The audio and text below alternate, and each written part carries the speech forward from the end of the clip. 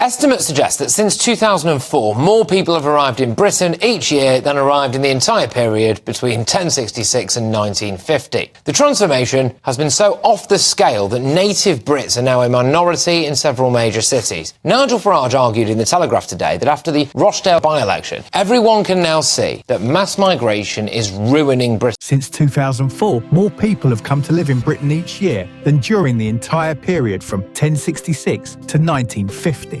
This huge change has made native Brits a minority in several big cities. Nigel Farage, writing in The Telegraph, argues that mass migration is damaging Britain, especially highlighted after the recent Rotherham by-election. The UK is facing a serious problem with uncontrolled immigration. This influx of people is pushing the country's resources to their limits and drastically changing local communities. Many native citizens are struggling to find housing, and there has been an alarming increase in crime. Solving these issues requires urgent action. We're going to be talking to James Mathewson now, who's a former Labour Party spokesman. James, thanks for joining us on Talk. Hi Russell, pleasure to be with you. Yes, indeed. No, thank you very much, sincerely. OK, what should we talk about? Let's talk about Angela Rayner and her edict, which is the redistribution of migrants around Britain. Is that the solution to our migrant crisis, do you think? I think it's about tackling the issues, about talking about it. I think it's welcome to hear from a Labour politician to talk about immigration, because there's been fear in the party for many, many years about talking about immigration at all, because there wasn't a clear direction, there wasn't an acknowledgement of this as an issue, and a bit similar to Brexit, it was the kind of thing you want to bury your head in the sand about, because if you don't have a position to talk about, or you don't fully understand the issues because you're in, multicultural hubs like London or kind of city centres, and people like Angela understand that there are people in the country, because of people in Angela's family, as there are in mine, people in Angela's friend groups who have concerns and have questions about immigration. Even if you're pro-immigration, as I am, you should be able to have those conversations. So But Angela Rayner in this context wasn't talking about immigration and it being a problem, which, yes, you're right, the Labour Party for the first time ever, I think, are now saying that legal and illegal migration to Britain is too much. I mean, she's talking about the solution, or part of the solution being that we'll simply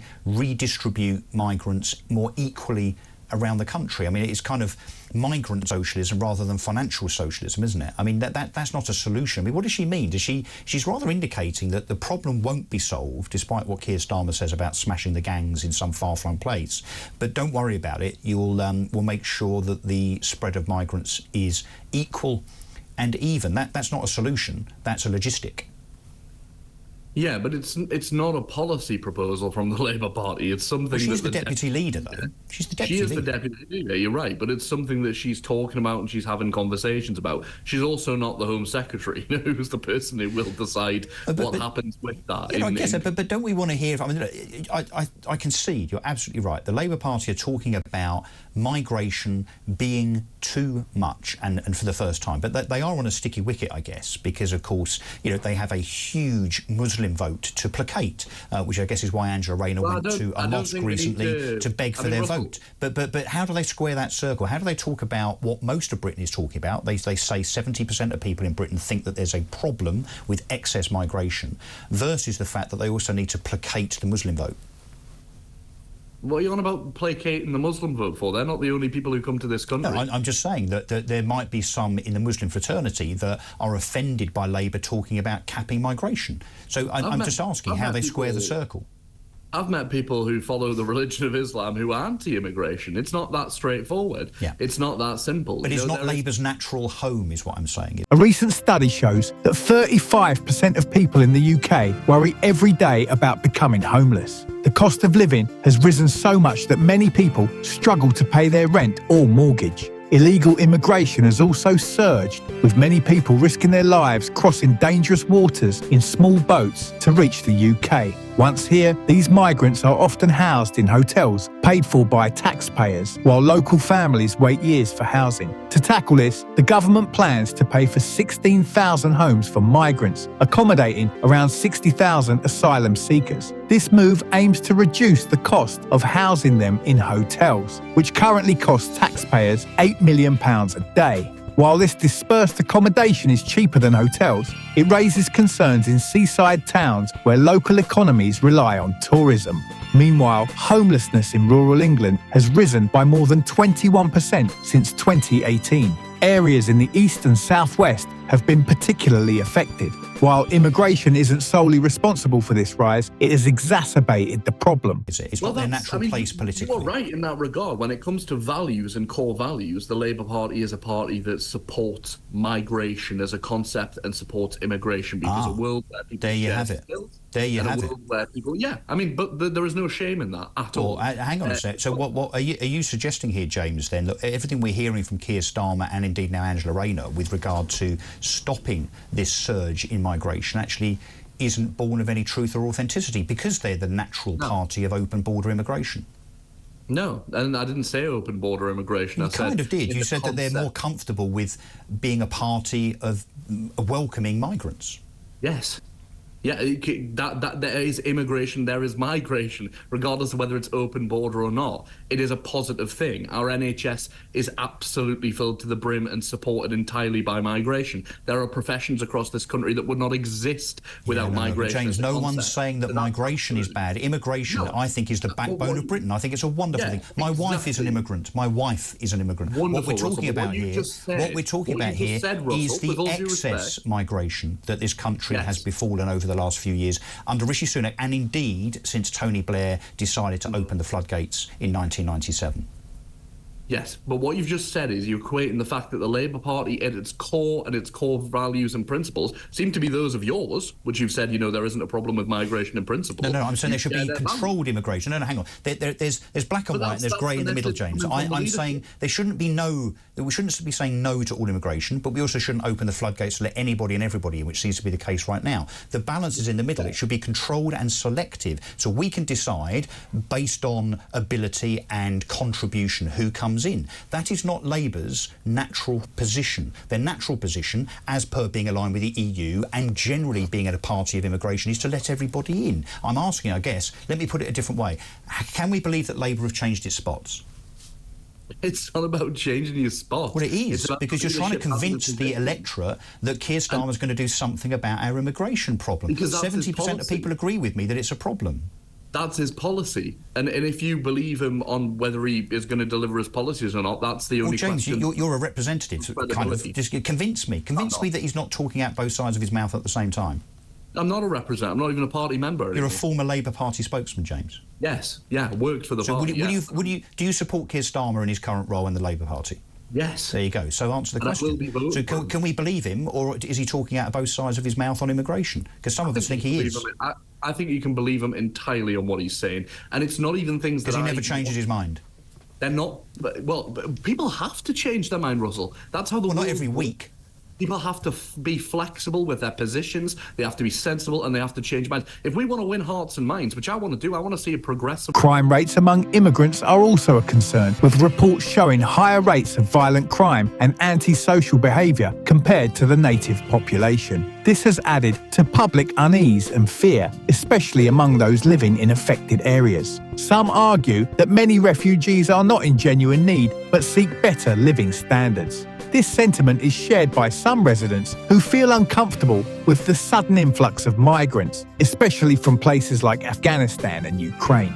There have been bizarre incidents too, like asylum seekers trying to return to their home countries for holidays, despite claiming danger in those places. Border Force Chief Phil Douglas mentioned this, highlighting the need for better immigration policies. World with my progressive values at the core of that. I recognise that they're not naturally everybody's values. Yeah. How am I going to make space for that? I'm going to understand that people change their mind and people learn and people change over time. That's how the world works. I think, but also, James, but we need to be convinced that Labour have not just changed their mind. And look, I'll give you the benefit of the doubt. Let's assume that he's changed his mind because he sees that circumstances are now different and now he wants to control immigration. But he also needs to have a credible plan to do so. And I don't think many are convinced that because of his role at as Director of Public Prosecutions, where he, helped infiltrate a few terrorist terrorist gangs 25 years ago, whatever it was, that somehow that means he's going to smash all of the 500 immigration gangs that are plaguing Britain and other countries indeed with illegal immigration. I mean, the actions that he is, or the rhetoric, what he's saying he's going to do in the action, I think are two very different things in terms of plausibility. I think you're right. It's interesting. You know, let's see. Let's give it a chance. Let's see what he does. Because for me, I'm not voting for him because I love him. I'm not voting for him because I think he's the saviour of Britain. He's no Blair, is he? As Dennis Skinner, the beast of Bolsover, who you'll remember well, he used to put it that, you know, it's no Rolls Royce, but it's the best vehicle in town for political change in Britain, and that's the Labour Party. That's what it is. It's a wider movement. It's a chance to change things in Britain, and we need change right now. And why don't you think people are behind Starmer as a visionary, as a leader, like they were Blair? I think there's a question of charisma there, but do we want charisma? Lack of, yeah, yeah, probably. But do we want charisma to be the leading principle? We want both, don't we? We want charisma and character and authenticity and vision. I think we want all of those things. I disagree. I don't want charisma. I tell you who's got bags of charisma, according to people, is Donald Trump last night in the US presidential debate. And I couldn't think of anything worse for the safety of the world, for the safety and security of everybody. Well, apart from Joe Biden, I suppose he might be worse, given that he probably doesn't know who he is. Absolutely. I mean, there was not a shred of charisma there either, was there? And that's the danger. Or cognitive sense, frankly. Let's, James, while you're on, let's talk about tax, because the other hole, I think, in Labour's approach, and I am trying to give them the benefit of the doubt, believe me I am, because I'm no fan of the current Conservative government at all, but it's the question of tax. Now, I think if Keir Starmer and his front bench were very honest about tax, we could get behind what he's saying. But it seems to me that both in the manifesto and more what it doesn't say rather than what it says, and in the debates that Keir Starmer and Angela Rayner have been in, he's not giving the public a straight answer. And the question, by the way, that requires the straight answer is, will you increase taxes? So, very short, very straightforward question. Keir Starmer can't answer that question. Why not? The answers I've seen to it are that they won't be putting taxes up on working people. Well, that's not an answer. You know it isn't, James. Come on, don't be disingenuous. I don't work for the party, Russell. I only... The UK government has struggled to manage this crisis effectively. Previous attempts to send asylum seekers to Rwanda faced legal challenges and were ultimately ruled unlawful. Now, new plans under Prime Minister Rishi Sunak aim to start deportations in July 2024. Skeptics doubt this will solve the issue, as promises to stop illegal boat crossings have fallen short. The UK pays France millions to prevent migrants from crossing the English Channel in small boats. Despite efforts, illegal crossings continue, with traffickers exploiting vulnerable people. The situation worsens as more migrants arrive, creating a complex challenge for the government. Yeah, what you've told me that. Well, what do you think, honestly? I mean, if I wasn't going to put taxes up at all, and I was a politician vying for your vote, do you know what I'd say to you, James? I promise I won't put any taxes up. Right, that's what I'd say. I don't think he's not saying that. So, in other words, because and don't forget, we have this huge problem, I think, with politicians' authenticity and integrity. Not telling the truth, going back on things, and so on. I think we deserve a better answer as a populace of 35 million voters, where we're about to go to the polls and we actually don't know if the Labour Party that might be in power for 5 or 10 or 15 years are going to put taxes up. Do you think it's a rather fundamental question for Keir Starmer to be able to answer? I think he's probably given himself flexibility, because in government, obviously, things happen, events happen. I mean, the greatest example of that we've seen in recent years is the pandemic. There are wars likely to only be increasing from now on. And you see a geopolitical situation that's incredibly unstable. So I imagine they're not wanting to box themselves in. Now, they have done that significantly already with this triple lock promise, by saying we're not going to put tax up on X, Y, and Z. That triple lock on working people's taxes. So they've already taken that option off the table for themselves, which is welcome, I think, for the British public. James, you might say not boxing them in. Some of us might say it's an excuse to be able to put taxes up and being disingenuous. Look, before we finish, let's talk about the news over the last 24 hours with regard to reform. What do you make of the allegations, the claims with regard to these seeming individuals within reform? Let's just say that have been rather colourful with the things that they've had to say. Individuals is a funny word, because it is, isn't it? And this is the convenient thing for them. It's individuals. It's always individuals. Now, let me tell you what we saw last night as a great example of Nigel Farage and of the Reform Party and where we're headed in the UK, with them at the helm of anything. I think they might be at the helm then, James. No, I think they'll be at the helm of the Tory party if Nigel Farage is elected to Parliament. That's the risk. Interesting. And they'll merge. So I do think that's a real risk. Now, the reason this is such a problem is because, as we've seen last night in the US presidential debate, Donald Trump is the perfect example. Somebody who's friends with Nigel Farage, somebody who's endorsed him. This is a man who is surrounded by bigots, by people who build their entire world on When hatred. you say surrounded, no, hang on, these are people that Nigel Farage has said, like, I don't even know who these people are. One of them might even be a paid actor.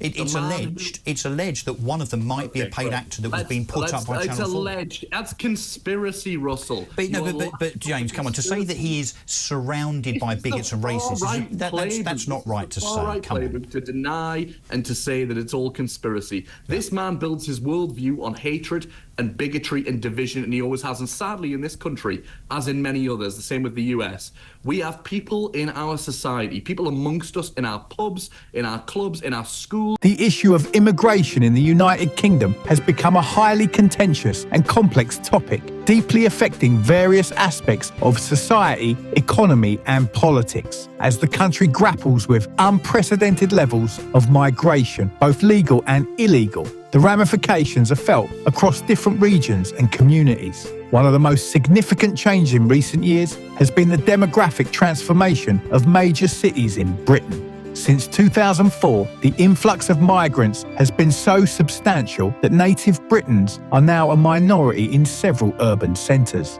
This demographic shift has cultural, social and economic implications, often sparking debates about integration, identity and community cohesion. Nigel Farage, a prominent political figure, has been vocal in criticising the impact of mass migration on British society. In his articles and speeches, Farage argues that uncontrolled immigration is straining public services, exacerbating housing shortages and contributing to rising crime rates. His views resonate with a segment of the population that feels marginalised and overlooked amid rapid demographic changes. We're going to now talk about migration because we have to, because of two particular reasons, really. First of all, news today says that no matter who's in government next Friday on July the 5th, that government will face a surge in channel crossings in the wake of the summer, basically. We all know that when the weather is good and the English Channel is mill pond-like, that it attracts more crossings. And I suspect whether it's the Conservatives, the Lib Dems, Reform, Labour, whoever, on July the 5th, those boat crossings are not just going to stop on a sixpence, are they? And of course also Angela Rayner in the news in the last 24 hours saying it's OK, don't worry, because all the migrants that are here and that potentially continue to come will just be evenly distributed across the towns, villages and cities of Britain. Well, that's OK then. Kevin Saunders joins me. So Kevin is a regular on the show, of course, former Border Force Chief Immigration Officer. Kevin, it sounds like Angela Rayner's nailed it. That's all we need to do, is make sure that we evenly space migrants across the British Isles. Good morning, Russell. Morning. Yes, hasn't she done well? Yes, I mean, it's solved. The problem is solved. However, what you haven't said is that Angela Rayner has also said that anybody that is here already can claim asylum. Now, there are 95,000 people in the UK that have been denied being allowed to claim asylum because of Rwanda. So that means another 90 to 95,000 claims going on the backlog. So, Kevin, are we suggesting here, and obviously Labour haven't said this, you think there's going to be an amnesty if Labour take the keys to Downing Street on Friday? We aren't allowed to say that word, are we? Amnesty. Well, I don't know. I just did. But is that what we're suggesting? An amnesty if the Labour Party take power? Yeah, I think that's bound to happen, quite honestly. Any the evidence? only way they can clear the backlog is by giving an amnesty. Yeah. So, and in that way, I mean, kind of Rishi Sunak, didn't he do a very similar thing last year where he said, hey, I'm going to clear the backlog and just effectively rush through a load of positive ticks on asylum applications? I think that's pretty much what he did. Yes, you're suggesting that it's an easier way to deal with the problem so that the statistics look good, which is just to say to the 95,000, of course, I guess there's two sets here. There's the element that have been told, no, you are not approved for asylum. That's about 45% of applicants, I think, correct me if I'm wrong. And then, of course, there's those that have been refused, and there's those that continue to come in. Because, as I said in my intro to this conversation, Kevin, anyone that thinks that Keir Starmer's going to smash the gangs on Friday, the 5th of July, is deluded. Oh, yes, he's not going to be able to do it.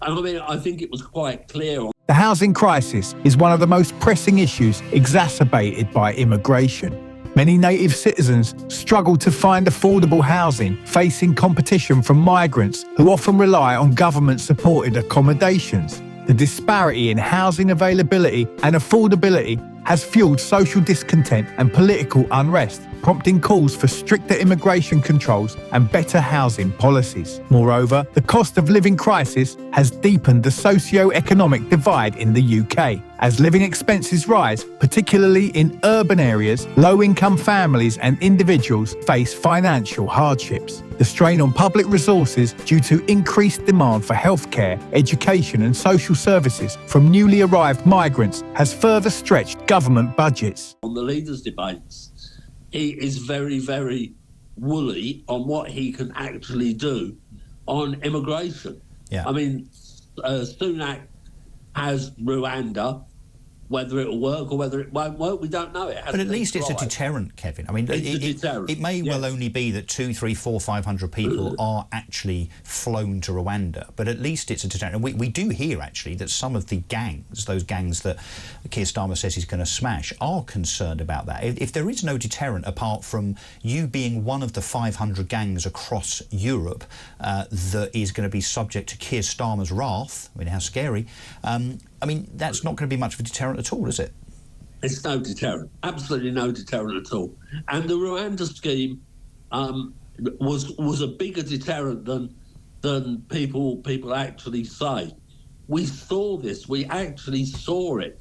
We saw the Dublin Express with people fleeing to the Republic of Ireland. We even saw people trying to leave the UK in backs of lorries because they didn't want to be sent to Rwanda. Sorry, hang on, say that again. So a reverse migration situation. So people getting onto lorries and going back to Calais? That is correct, yes. Now, that hasn't been reported very much in the media at all. Any evidence of that, Kevin? That's the first I've heard of that, but that's remarkable. People trying to smuggle themselves out of Britain. Yep, that's right. They were. They have been. Wow. And how do I know that? Because I still talk to people in the... Well, because you're a former chief immigration officer, I guess. I know what's going on, yeah. Yes, you still have your finger on the pulse. So I mean, this is... basically, there are no solutions to this, are there? No matter kind of who is elected next week. I think I've asked you this question before, but maybe elaborate on it. I mean, what is the solution to stopping the boats, Kevin? Well, the only way... Illegal immigration, particularly via small boats crossing the English Channel, has been a focal point of public and political discourse. The perilous journeys undertaken by migrants, often orchestrated by human traffickers, have led to humanitarian concerns and challenges for law enforcement agencies. The UK government's attempts to deter illegal crossings through bilateral agreements with countries like France have yielded mixed results, with ongoing debates about the effectiveness of these measures. The legal framework governing asylum and immigration in the UK is complex and subject to frequent changes in response to evolving challenges. The asylum system, designed to provide protection to those fleeing persecution and conflict, has faced criticism for its lengthy processing times and backlog of cases. Delays in processing asylum claims have left many migrants in limbo, uncertain about their future and vulnerable to exploitation. To stop the boats is by the French being they've got to be more proactive. But they're not going to be, are they? Let's be honest. Why would the French cooperate with us, even if we're throwing £500 million at them? They don't, do they? No. We need the French on the channel to stop the boats, and they won't do that. Yeah. So why can't we just turn them round? I mean, this is reforms policy. So the small boats turn up on Dover Beach. They're immediately turned around and towed back to France, and those people then very safely, of course, get out on the Calais beaches and off they wander. Why can't that happen? Well, there would be an almighty row about that, wouldn't there? Between the British and the French? But there's nothing in... Is there anything in law that would stop us returning those people to the place from which they came? Well, the law of the sea that everybody talks about is a very, very small bit of legislation. It's tiny. And it basically says you have to rescue somebody in distress, and that's it. But Right. That doesn't say where you need to take them as a consequence of that distress, though, does it? No, it doesn't. Yeah. It doesn't. And that's the big argument, because a lot of the times the French are escorting them to the 12-mile limit. Yeah. Which just shouldn't be happening at all. Yeah, Kevin, look, I'm afraid it's a good job we like you, because I think you'll be back on this show and this station, this channel, many, many times over the next weeks and months, talking about the same problem not being solved, and the fact that, lo and behold, in 6 months' time, Keir Starmer's prophecies, if he does become Prime Minister, of smashing the gangs, and Angela Rayner's solution, which is to redistribute migrants across the country, hasn't actually worked very well. Kevin Saunders, thanks very much indeed for joining me. Critics argue that the asylum system is being exploited by economic migrants posing as refugees to gain entry into the UK. This has led to calls for reforms aimed at distinguishing genuine asylum seekers from economic migrants seeking better opportunities. The government's proposals to streamline the asylum process and expedite deportations have sparked debates about human rights, due process, and the UK's international obligations. The issue of integration also looms large in discussions about immigration. Successful integration of migrants into British society requires efforts from both newcomers and host communities. Language barriers, cultural differences, and access to education and employment opportunities are key factors influencing integration outcomes. Initiatives aimed at promoting social cohesion and mutual understanding have been implemented at local and national levels, but challenges persist. Public attitudes towards immigration are diverse and often influenced by personal experiences, socio-economic status, and political affiliations. While some view immigration as beneficial for cultural diversity and economic growth, others express concerns about its impact on social cohesion, public services, and national identity. These divergent viewpoints shape public opinion and inform policy debates on immigration reform. The Midlands city of Coventry, population almost 350,000 at the last census. But with net migration passing 600,000, it gives you a sense of just how many people came to the country last year, towards double a reasonably sized British city. International students account for more than 200,000 of those arrivals. This group have come from all over the world, from Singapore to India and Morocco, to study at the University of Warwick. Why did you want to come to the UK to study?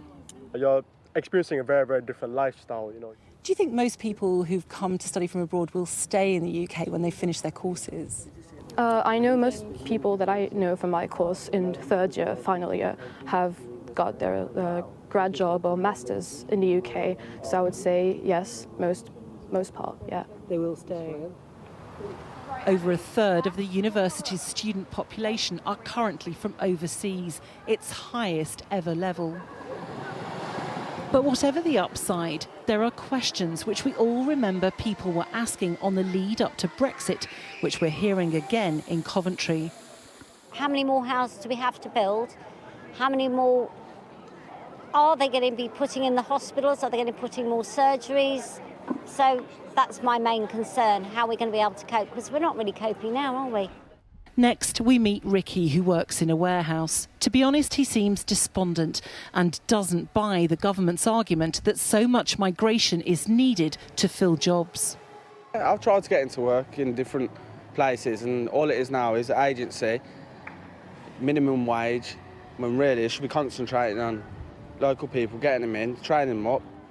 So with unprecedented numbers of people coming to the UK, it's hard to square why some companies are struggling to recruit, like this veterinary diagnostics firm, which has been advertising for a pathologist for a year.